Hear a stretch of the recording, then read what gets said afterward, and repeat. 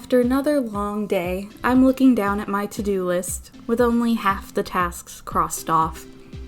I thought I had realistic expectations for the day, but yet again, I'm behind. Sometimes the grind seems constant. Do you find yourself taking work emails at 1 in the morning? Do you wish you just had a chance to breathe sometimes? Or is the problem that you feel guilty when you do? Thanks for joining me. I'm Alyssa Roat, and this is Big Pond, Little Fish. Making your own way in the world may feel like you're a very small fish in a very big, confusing pond.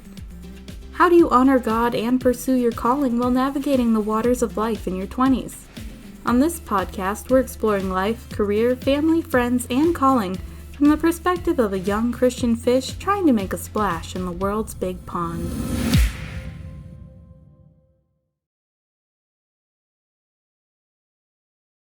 Welcome to episode 11, Just Keep Swimming, Finding Balance.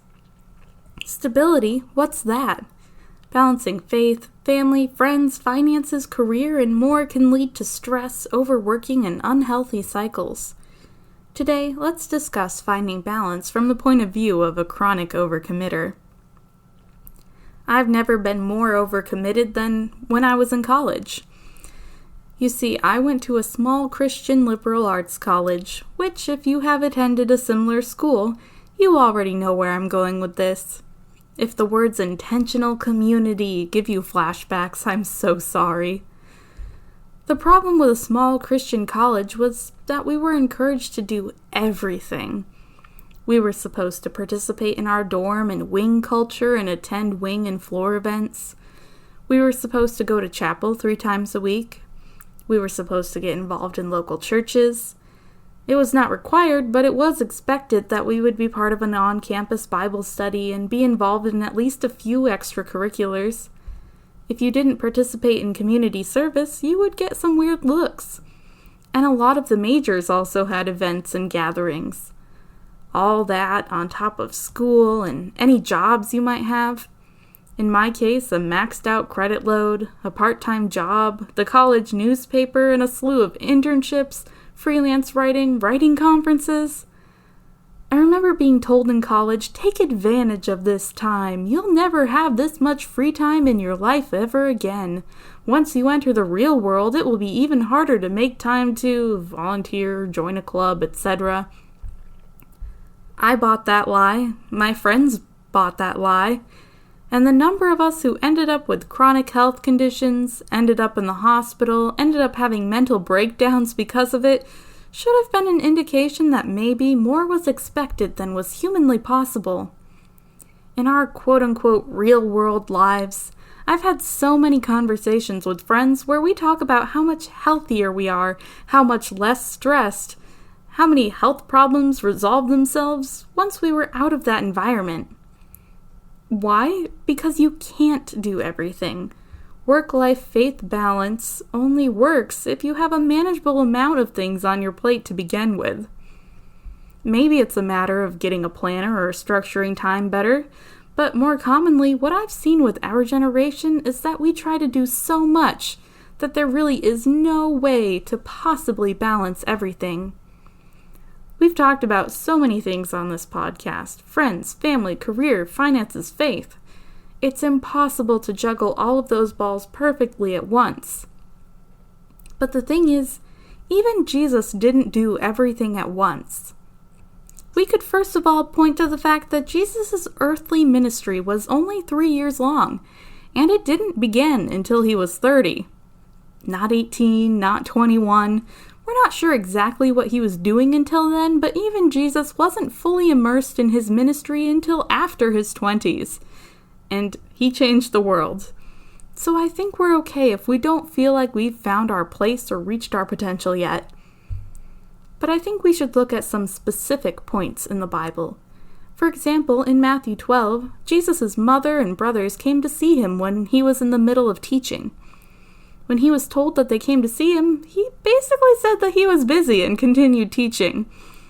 But he wasn't always working either. The Gospels record multiple instances in which Jesus dismisses the crowds and finds a secluded place to rest and pray. Our time as humans is finite. When balancing our time, it's not always about fitting everything in. Sometimes it's about prioritizing what really matters, and sometimes that can change from moment to moment. Jesus didn't spend all of his time teaching. He wasn't always there exactly when his family wanted him, and he's considered perfect and sinless. Sometimes getting rest is top priority. Sometimes helping someone must come first. Other times work needs to come before fun. And sometimes we have to say no to some things in order to do other things well. There's no one way to determine what's most important in a given situation, but I think we can make some generalizations that are usually true. Obviously, God comes first. By this, I don't mean you have to do any specific religious thing no matter what. If you have a broken leg and your car broke down, please don't drag yourself to church just because God comes first. Be reasonable. What I do mean is that we must be in communication with the Lord and put what He thinks is most important first, even if it's hard or seems countercultural. After that, I think we need to, quote, put on our own oxygen mask first. And no, I don't mean put ourselves in front of others. When flight attendants tell us that in the case of an emergency, we should put on our own mask first before helping others, they're not saying to consider ourselves most important. They're saying we will be ineffectual if we're passing out from lack of oxygen ourselves. We can't save anyone if we're passed out. The flight attendants don't say, put on your oxygen mask, get comfortable, get your flotation device ready, grab your stuff and a snack, and once you feel completely confident, then check if someone needs help. I think that's the difference here.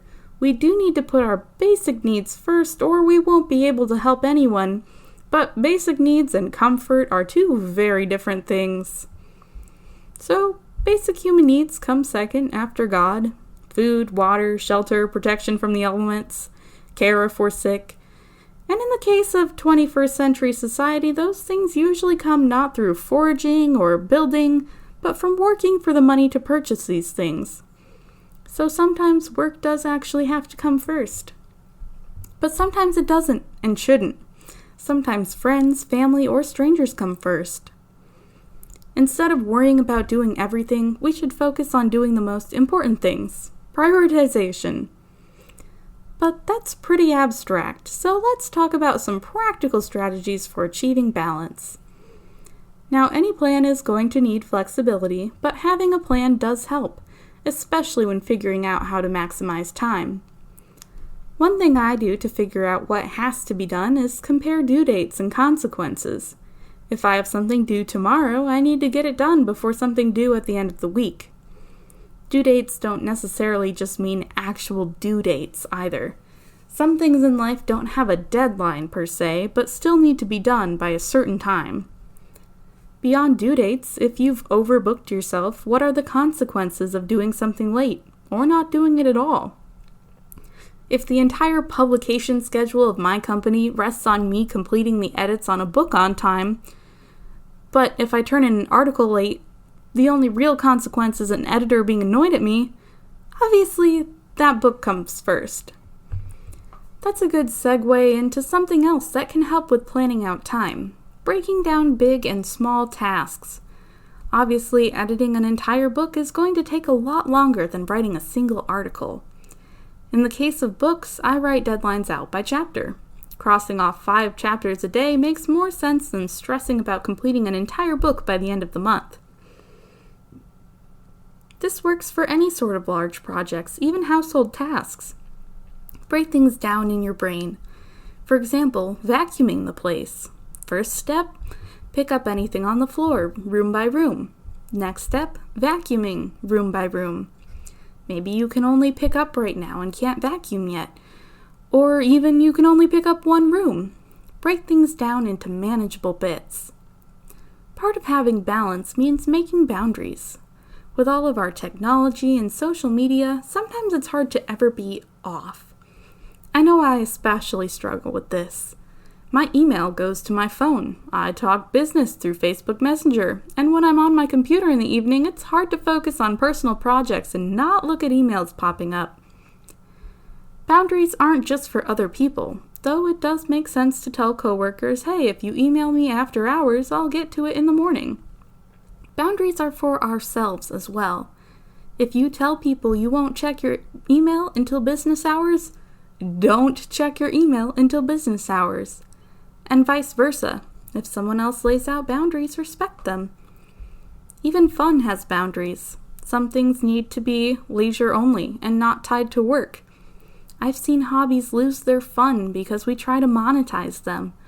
Or work become unproductive because personal pursuits and work are all jumbled together, bouncing back and forth, so that work is unproductive and personal time is not fun or restful. I think we also need to purposefully schedule in time for serving others and having time to rest. If we just assume that we'll do these things when necessary, we probably won't. Other things will creep in. Build in specific times for service, specific times when you will not touch anything work-related. I find that I do better when I make a commitment to someone else that I'm going to do something. It keeps me accountable. And yes, time to rest is a must. When we take time to invest in quality rest, we function so much better when we're on. In the end, balance is relative. Life is short, and all we can do is trust God in the process. Thank you for joining me on this journey. I hope you'll join me next time for our final episode, episode 12, Into the Deep, Living in the Unknown. In the meantime, if you want to connect with me, check out alyssaroat.com, ALYSSAWROTE.com. Or check me out on Twitter, Insta, Facebook, and TikTok at Alyssa Roat, ALYSSAWROTE. Until then, just keep swimming. Big Pond, Little Fish is a production of Life Audio and the Salem Web Network. If you enjoyed this episode, would you take a minute and leave us a rating and review in your favorite podcast app? It really does help more people like you find the show. You can find all of our episodes of Big Pond, Little Fish by visiting lifeaudio.com. This episode was produced by me, Kelly Gibbons, and Steven Sanders. Special thanks to Stephen McGarvey for his executive oversight. You can find more faith-affirming podcasts like this one by visiting lifeaudio.com.